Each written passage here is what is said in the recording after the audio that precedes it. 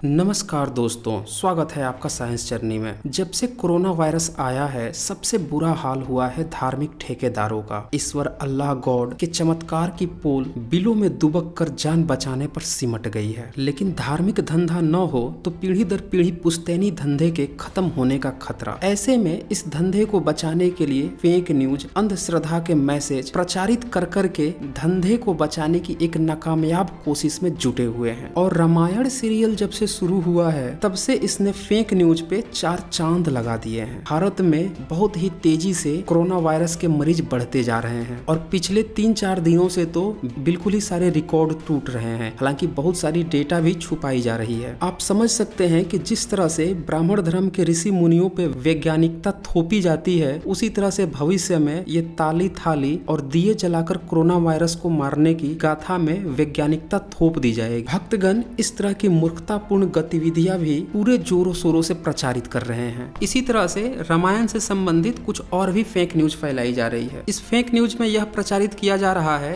कि आज रामायण का एपिसोड देखने के बाद पता चला कि ऋषि भारद्वाज ने निषाद राज को राम के साथ बैठाया तो न तो क्षत्रिय ने विरोध किया न तो ब्राह्मण ने विरोध किया, उसको साथ में बैठाया। तो ये शूद्र वाला भ्रम किसने फैलाया? रामायण से पता चला कि निषाद राज और श्री राम एक साथ गुरुकुल में पढ़े थे, एक ही गुरु से। दूसरा यह है कि वह एक राज्य के राजा भी थे। इसका अर्थ है कि शूद्रों का पढ़ाई का अधिकार था, उसी जगह पढ़ाई का अधिकार था जहां अन्य वर्ण के लोग पढ़ते थे, उसी गुरु से पढ़ने का अधिकार था जिससे अन्य पढ़ते थे। और फोर्थ कंक्लूजन दिया गया है कि शूद्रों को राजकाज चलाने का भी अधिकार था, शूद्र वर्ण के लोग भी राजा बन सकते थे। और नीचे लिखा गया है कि और इन दुष्ट वामपंथियों ने इतिहास लिखते समय यह लिख दिया कि सनातन धर्म में शूद्रों को पढ़ने का अधिकार नहीं है। तो देखिए, यह भी पूरी तरह से फेक न्यूज है। सबसे पहले तो इसके अंतिम में जो लाइन लिखी गई है कि इन दुष्ट वामपंथियों ने इतिहास लिखते समय, तो आपको यह पता होना चाहिए कि राजनीति 3 तरह के पार्ट में उसको आप मोटा मोटी बांट सकते हैं। एक दक्षिणपंथी जो कि धार्मिक विचारधारा के होते हैं और धर्म ग्रंथ, हवा हवाई, काल्पनिक जो भी बातें होती हैं उसी को इतिहास मानते हैं। दूसरे होते हैं सेंट्रल जो कि न्यूट्रल होते हैं, सभी धर्मों को एक समान लेकर चलते हैं। और तीसरे होते हैं वामपंथी जो कि वर्तमान में जीते हैं और इतिहास को उसी रूप में देखते हैं जैसा कि प्रमाण मिला है। तो इसीलिए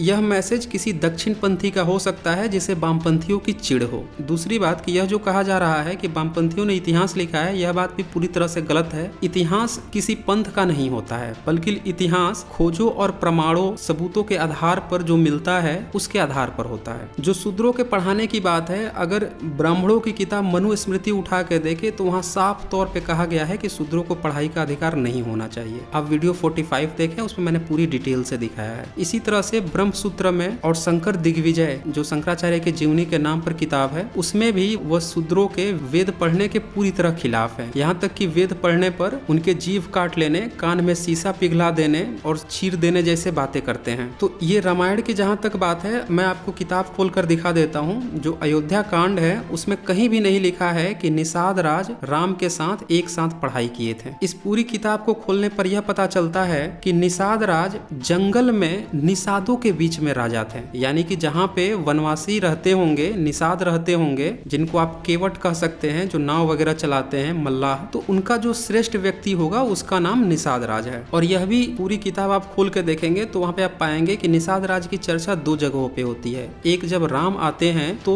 जो निषाद हैं वह अपने निषाद राज को बताते हैं कि राम आए हुए हैं, तो वो मिलने आते हैं। और दूसरी बार तब होता है कि जब भरत राम को मनाने के लिए आते हैं, तब इनका मिलन फिर निषाद राज से होता है। और उस समय भरत का जो सचिव है वह भरत को बताता है कि यह बूढ़ा निषाद राज, यानी कि यह बताया जा रहा है कि यह निषाद राज बूढ़ा है। तो आप ये सोचिए कि वह जब बूढ़ा है तो राम के साथ गुरुकुल में कैसे पढ़ा होगा। और दूसरी बात कि कहीं भी ऐसा नहीं लिखा है कि वह गुरुकुल में पढ़ा होगा। तीसरी बात कि यहाँ पे निषाद राज हमेशा सेवक की तरह पेश आ रहा है, चाहे राम के साथ हो या फिर भरत के साथ। और इसी रामायण के अगर उत्तरकांड आप पलटते हैं तो वहाँ पे आप पाते हैं कि वहाँ साफ तौर पे लिखा हुआ है 4 से लेकर 7वें सर्ग के बीच में कि जब राम राज्य में एक ब्राह्मण के बालक की मृत्यु हो जाती है तो वह आके राम से कहता है कि मेरे बालक की मृत्यु हो गई है। उस समय वह 8 ऋषियों को बुलाते हैं। उन 8 ऋषियों में नारद भी होते हैं और नारद यह सलाह देते हैं कि सतयुग में सिर्फ ब्राह्मण ही तपस्या कर सकता था और वही पढ़ाई कर सकता था। त्रेता युग में क्षत्रिय भी कर सकता है और वह ब्राह्मण के बराबर हो गया। और फिर उसमें कहा जाता है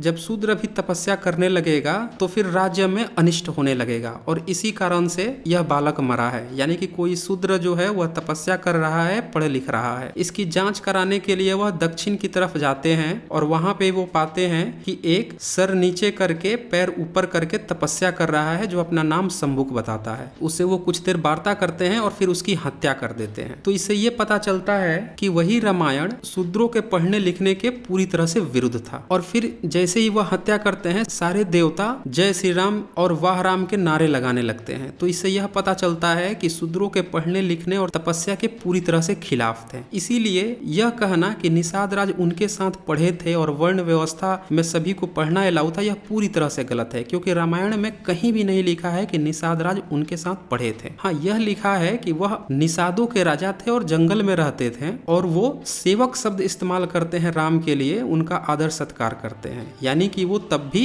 राम के सेवक ही थे, ऐसा उसमें दिखाया गया है। तो इसी तरह से बहुत सी फेक न्यूज चल रही है। एक और फेक न्यूज अभी अभी चला है, उसको भी लगे हाथ में आपको बता ही देता हूँ। इस फेक न्यूज में यह कहा जा रहा है कि प्रधानमंत्री जी ने अगर कहा है कि 5 तारीख को 9 बजे 9 मिनट के लिए दिया जलाना है, तो इसका एक कारण है इस दिन आमद एकादशी है। जब मेघनाथ का वध नहीं हो पा रहा था तो इसी आमद एकादशी को भगवान राम ने घी के दीपक जलाकर ऊर्जा पुंज का निर्माण किया था और मेघनाथ का वध किया था। यह एकादशी विजय का प्रतीक है, इसीलिए आप सभी दीपक जलाएं, टार्च, मोमबत्ती, मोबाइल, जो भी सुविधा आपके पास हो वह जलाएं और ऊर्जा पुंज का निर्माण करें। तो यहाँ पे मैं आपको बता दूं कि यह भी पूरी तरह से फेक न्यूज है। एक तो प्रधानमंत्री जी ने कुछ दिन पहले ताली और थाली पिटवाई थी, वह भी पूरी तरह से अवैज्ञानिक था। और फिर से यह एक और टोटका करवाने लगे हैं कि दिया जलाएं। 9 मिनट का स्पीच दिए हैं और 9 बजे और 9 दिए जलाने की बात हो रही है। तो इससे आप समझ सकते हैं कि यह पूरी तरह से वैज्ञानिक सोच के साथ खिलवाड़ है। और जो लोग भी ऐसा करेंगे या करने की सोच रहे हैं, बहुत लोग करेंगे भी, क्योंकि उन्हें पता ही नहीं है कि वैज्ञानिक सोच क्या होती है, वैज्ञानिक टेम्परामेंट क्या होता है, इससे कुछ फायदा होगा नहीं होगा। मैं आपको यहाँ पे फैक्ट चेक करके बता देता हूँ कि मेघनाथ जो है उसका जो वध हुआ था, सबसे पहली बात तो कि राम ने नहीं किया था। इसमें लिखा हुआ है राम ने घी के दिए जलाकर ऊर्जा पुंज का निर्माण कर मेघनाथ का वध किया था। यह पूरी तरह से गलत है, रामायण में ऐसा कहीं भी नहीं लिखा हुआ है। पूरा आप अयोध्या कांड पलट लेंगे, कहीं भी नहीं मिलेगा कि राम ने वध किया था। हाँ, यह मिल जाएगा कि लक्ष्मण ने वध किया था। दूसरी बात कि 5 अप्रैल जो है उस समय आप बता रहे हैं कि मेघनाथ का वध हुआ था, तो लड़ाई कितने समय तक चली थी? अप्रैल पूरा चली, उससे पहले से भी चल रही होगी, क्योंकि अचानक से मेघनाथ का तो वध हुआ नहीं। उसके पहले लक्ष्मण भी मूर्छित हुए थे, उसके पहले कुंभकर्ण भी मरा था और उसके काफी पहले से लड़ाई चल रही थी। तो इसीलिए आप फरवरी, मार्च, अप्रैल और फिर कहां तक ले जाएंगे? मई, जून, जुलाई, अगस्त, सितंबर, अक्टूबर तक ले आएंगे, क्योंकि अक्टूबर में आप दिखाते हैं कि राम ने रावण का वध किया था और फिर आप विजयादशमी मनाते हैं। तो आप इसी से सोच लीजिए कितना बड़ा फेक न्यूज है। इतनी लंबी लड़ाई तो कहीं व्याख्या ही नहीं हुई है, क्योंकि 13 साल तक राम और सीता तो एक ही साथ थे और 1 साल से तो वह कब्जे में थी। फिर इस बीच में काफी ड्यूरेशन तो ये खोजते हुए ही लग गए थे, और जब खोजने के बाद से जब वहां पहुंचे तो बीच में काफी समय लगा और फिर ये कुछ समय का ही अंतराल था लड़ाई का। तो इसीलिए यह रामायण के किताब के अनुसार भी पूरी तरह से फेक न्यूज है। जहां तक ऊर्जा पुंज का निर्माण है तो आप उठा के परमाणु बम छोड़ दीजिए, उससे ज्यादा ऊर्जा पुंज का निर्माण होगा कुछ? दिया जलाने की बात हो रही है, दिवाली के दिन कम दिए जलते हैं, कौन सा ऊर्जा पुंज का निर्माण हो जाता है? कितनी बीमारियां खत्म हो जाती हैं, उल्टे और पॉल्यूशन बढ़ जाता है। तो इसीलिए यह पूरी तरह से मूर्खतापूर्ण सोच है कि 9 मिनट के लिए 9 दिए जलाने से ऊर्जा पुंज का निर्माण हो जाएगा। दरअसल कोरोना वायरस से सारे के सारे देश पीड़ित हो गए हैं, उसका कोई इलाज समझ में नहीं आ रहा है। तो लोगों की प्रॉब्लम सॉल्व करने की बजाय लोगों को यह गुरु घंटाली बताई जा रही है कि 9 दिए जला लो और सबको दुर्बुद्धि बनाया जा रहा है। तो यह बात आप लोगों को समझने की जरूरत है और सभी लोगों को सतर्क रखने की जरूरत है। हालांकि लॉकडाउन का सभी लोग फॉलो कीजिए, सोशल डिस्टेंसिंग बनाए रखिए। और साथ ही साइंस जर्नी का ही एक दूसरा चैनल रेशनल वर्ल्ड लॉन्च हो चुका है। इस पर जाकर आप विभिन्न मुद्दों पे डिबेट देख सकते हैं, जो कि रेशनल्स और धार्मिकों के बीच में प्रसारित होती है। तो इस वीडियो को ज्यादा से ज्यादा प्रचारित कीजिए और लोगों को जागरूक करें। तो आज बस इतना ही, धन्यवाद।